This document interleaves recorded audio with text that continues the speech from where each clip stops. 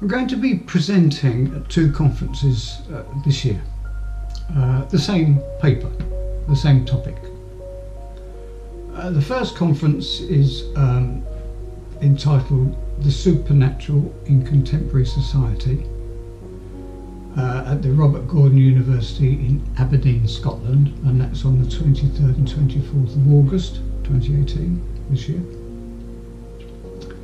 And the second one is to the annual conference of the Society for Psychical Research at the University of Newcastle upon Tyne in the north of England on 21st to 24th of September 2018. What I find interesting about these two conferences is the use of terminology. According to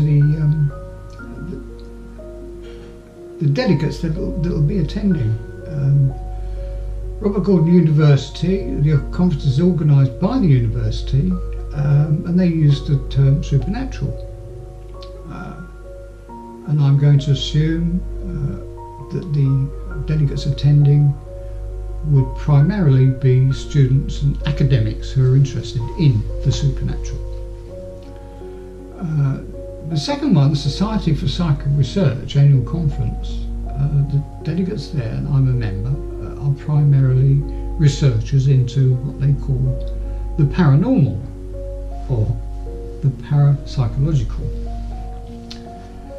So there's a difference in terminology used there, but I'll be presenting this paper to both conferences just to see what sort of feedback and reaction I get from the information I'll be presenting. And this is the abstract for the paper that I'm going to read to you now.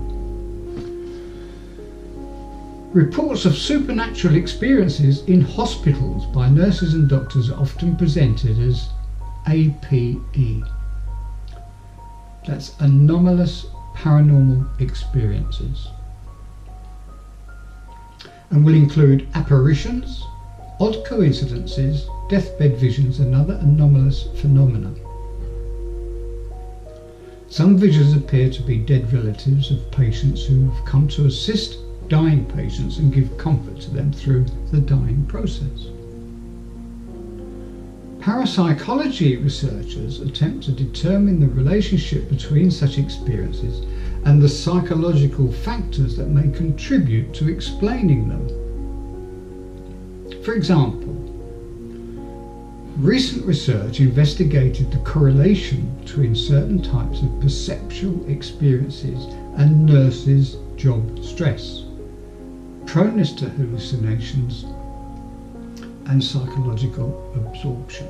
Notice the terminology used here by parapsychology researchers. Now, current research into this area is therefore limited to attempts to explain such phenomena without considering the alternative hypothesis that spirits are actually real.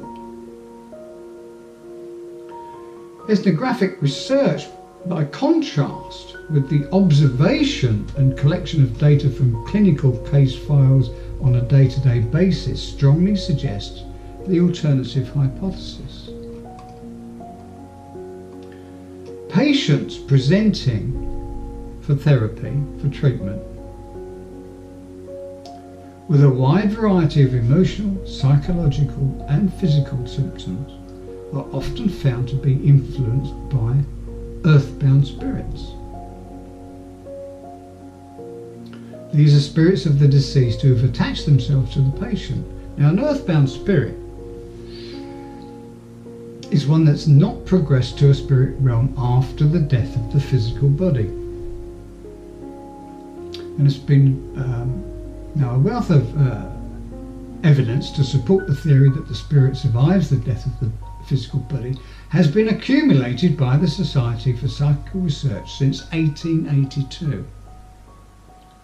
And yet this evidence continues to be ignored, refuted or denied by medical science.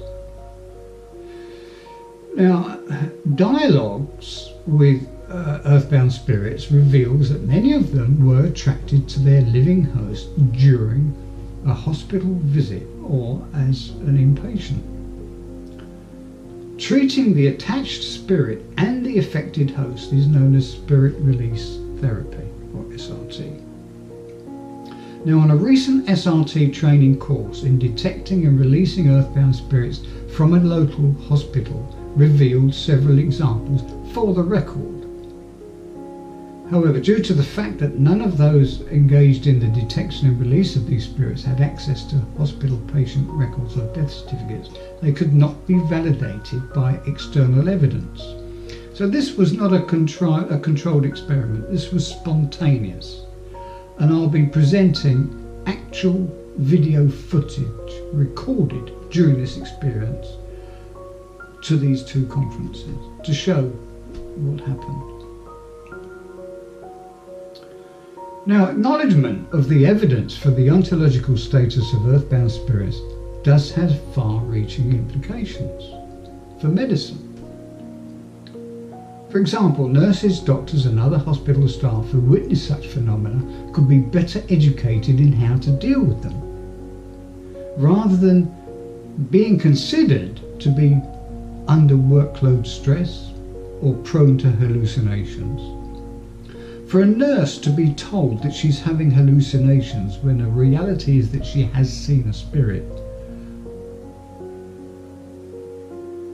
is something to be seriously considered. In addition, an understanding of the process of dying where the spirit leaves the body would no longer be regarded as something supernatural or anomalous or paranormal, but normal and perfectly natural. If every hospital had a soul rescue group or spirit release circle, then much suffering would be alleviated for the trapped earthbounds and their unsuspecting hosts.